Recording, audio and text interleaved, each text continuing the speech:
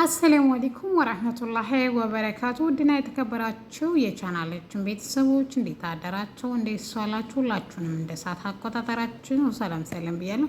ዛሬ ይዤላችሁ የመጣሁት ህብስት ድራማን ክፍል 9 ነው። እንግዲህ እንድትከታተሉ በአክብሮት ጠይቃለሁ ማለት ነው። ከወደዳችሁ ላይክ፣ ሼር አድርጉ። ሀሳብ አስተያየት ካላችሁ ደግሞ በኮሜንት ሳጥን አሳውቁኝ ማለት ነው። ህብስት እንግዲህ በአምላክ እንዳላት መሰረት ዊልቸር ላይ እግሮቿ እንደማይሰሩና በተሰጣት መድኃኒት መሰረት እንጀራ እናቷም ሆነች ምንም ነገር ማድረግ እንደማትችል እንድታስመስል አዟት ነበር። ነገር ግን የአባቷ ገዳይ በአምላክ እንደሆነ ሲያወሩ ስትሰማ ሀሳቧ ሁሉ ተቀያየረ። ምክንያቱም እሱ ለአባቴ ያልተመለሰ ለእኔም ሊመለስ አይችልም፣ አንተ ገዳይ ነህ በማለት ጩኸቱን ታባርቅበታለች። በአምላክም እኔ ማንንም እንዳልገደለና ማንም የማምሰው ገዳይ እንዳልሆነ ቢነግራትም ነገር ግን ህብስት ልታምነው ፈቃደኛ አልነበረችም። ጥሏት ወደ ክፍሉ ሄዶ ትንሽ ከቆየች በኋላ እሱ የምር እንደው ገዳይ ቢሆን ኖሮ እኔን እስከዛሬ ለምን አቆየ? ከስንቱ ውጣ ውረድና እሱ ባይኖር እኮ እኔ በህይወት እስካሁን ልቆይ አልችልም ነበር በማለት ይቅርታ ማለት እንድትሰማት ወደ ክፍሉ ልታቀና ስትል ድንገት እሱም ሲመጣ በሯ ላይ ይገናኛሉ። ሲያወሩም እንግዲህ ፋንቱ ከኋላ ሆና እያያቻቸው ነበረ። ምክንያቱም ህብስት በእግሯ መቆም የማትችል እና የተሽመድምዳ በዊልቸር የምትንቀሳቀስ ስለሆነች ለሷ ወይም እሷም ስለሆነ ሲጀመር የሴራዋ አንዷ ጠንሳሽ እሷ የታዘዘችውን በእርግጥም ብታደርግም ነገር ግን ከምግብ ጋር እየቀላቀለች የምትሰጣት ፋንቱ ናት። ታፈሱም እንግዲህ ይህን መድኃኒት አድርጊ ያለቻት የእንጀራ እናቷ ስኮን ወይም የህብስት እንጀራ እናት ስኮን አጎቷ ደግሞ እንደ አባት እየተንከባከበ ንብረት ሀብቷን ሙሉ በሙሉ መውረስ ነው የሚፈልገው። ሁለት አማካኝነት አሉት። ከዛም ልጁ ሁለተኛ ይሄን ያየሽውን እንዳየሽ በአምላክ ለታፈሱ ይሄን ያየሽውን እንዳላየ ቁጠር። እኔና አንቺ ምንም የሚያገባን ነገር የምናውቀውም ነገር የለም። ስሩ የተባለውን ነው የምንሰራው። ስለዚህ አሁን አንቺ ይሄን ብትናገር ይሄ አልፎም ተርፎም እነሱ የገንዘብ አምላኪ ስለሆኑ ሊገሉሽም ይችላሉ። ስለዚህ ያየሽውን እንዳላየሽ ቆጠሪ። ሁለተኛ ደግሞ እኔን የኔ አባት የኔ ጌታ አምላክዬ እያልሽ እንዳታቆላምጭኝና እንዳጠሪ በማለት እኔና አንቺ አንድ አይነት ሰዎች ነን። የታዘዝነውን ነው የምናደርገው። ነገር ግን እኔና አንቺ የምንሄድበት መንገድ ልክ ባይሆንም ነገር ግን ይሄን ከነገርሻት ደግሞ ራስሽ ላይ ዕዳ ነው የምትከምሪው በማለት በአምላክ እጅጉኑ ያስጠነቅቃታል። እሷም እንዳላየችና ገብታ መተኛት እንዳለባት አሁን ነግሯት ወደ ህብስትም ክፍል ሳይሄድ ቀጥ ብሎ ክፍሉ ይተኛል። እሷ ግን ብዙ ሰዓት ስትጠብቀው ነበር። ይሄ ሰው ክፉ ነው ወይስ ደህና ሰው ነው? ልቅረበው ልራቀው እያለች ደግሞም አልፎም ተርፎም ተሱ ጋር ስኮን ብቻ ነው ደስተኛ የሚኮን። አጎቷ ወይም አባቷ የሁለተኛው አባቷ እንጀራ አባቷ ማለት ነው ገንዘቧን ለመቅረብ እሱን እንዲከባከባትና ያለችበት ቦታ እንዲያደርስ ትዕዛዝ ሰጥቶታል።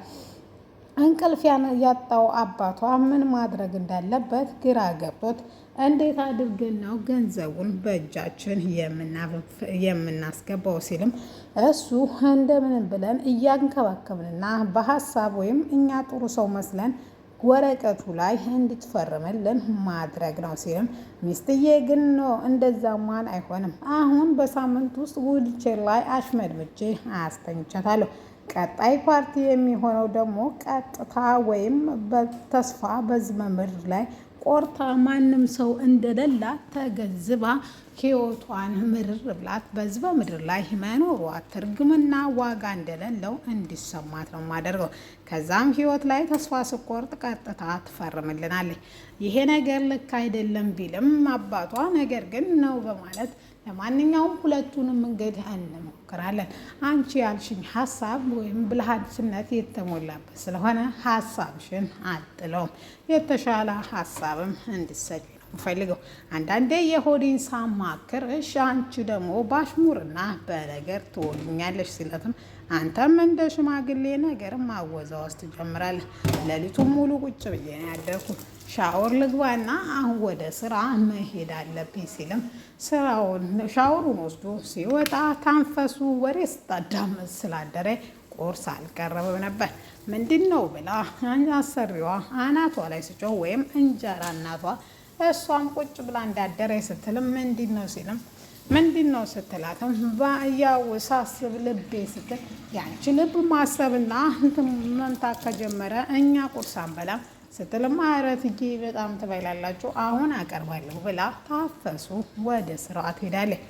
ህብስትና ጠዋት በጠዋት እንደመጣም በአምላክ በጣም ይቅርታ ማታም በጣም መሽቶ ነበር። ደግሞም ሌላ ሰው ደግሞ ቢሰማን የበለጠ ችግር ይፈጠራል ብዬ ነው በማለት መልስ ይሰጣታል። እሷም ችግር እንደሌለው እና ግን በደቂቃ ደግሞ ስትቆጭም ታስፈሪያለሽ ደዛም በዛው ልክም ደስ ትያለሽ በማለት ሀሳብ አስተያየት ይሰጣታል። ነገር ግን ለምንድን ነው እኔ ስመጣ የተኛሽ የምታስመስዩ? እንዳልተኛሽ ጠንቅቄ ነው የማውቀው ሲላትም አንተ ሀሳብህን ወይም መናገር የፈለግከውን በግልጽ አይኔን ስከፍት አትናገርም። ለዛም ነው አይኔን የተኛው መስዬ የሆድህን እንድታወራ እድሉን የምሰጥህ ስትለውም እሱም ስለምታስፈሪ ነው ማለት አሁን አባቷ ውጭ እንዳለ ስላወቀ በጩኸት ያንባርቅባታል። ወደ ውስጥም ገብቶም አባዬ ልጄ ምን ሆነች ነው ሲልም እሷ እስከዚህ ሰዓት እንዴት ትተኛለች?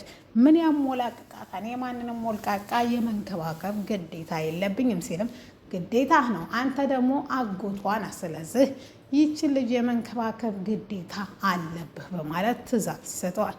እሱም እንግዲህ ሌላ አማራጭ ስለሌለው ማስመሰሉን ቀጥሎ እሺ ብሎ ዊልቸር ላይ አስቀምጦ ወደ ትምህርት ቤት ይወስዳታል።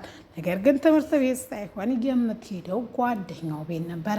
እንዴት አድርገው የእህቱንና የእህት ባሉን ሴራ እናንተን ሰው ሳይገል ዘገልሃን ብለው እያስፈራሩ በቁጥጥሩ ስር ስለዋሉት በቁጥጥራቸው ስር ይህን እንዴት መፍታት እንዳለበት ግራ ገብቶታል።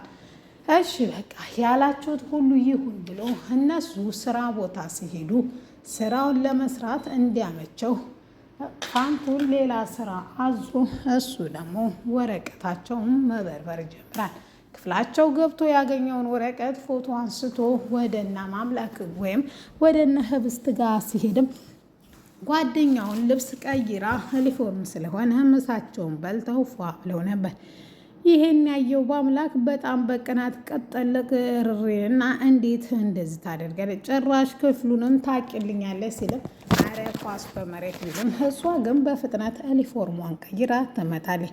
ከዛም እግሬ እንደነዘዘች ስትለውም እሱም አላመናትም ነበርና እጇን ይዞ እየጎተተ ይመጣል። እሷንም ቤት ውስጥ ካስገባ በኋላ አንድ በሽ ተቀመጭ፣ ከእጅስ ተተነሳሽ ደግሞ አንድ ሰው አይቶች ሌላ መከራና ሌላ ችግር እንዳደርቢ በማለት ወደ ጓደኛው ጋር ሄዶ ያገኘውን ዶክሜንት ሙሉ በሙሉ አሳይቶት ስራቸውን ይሰራሉ።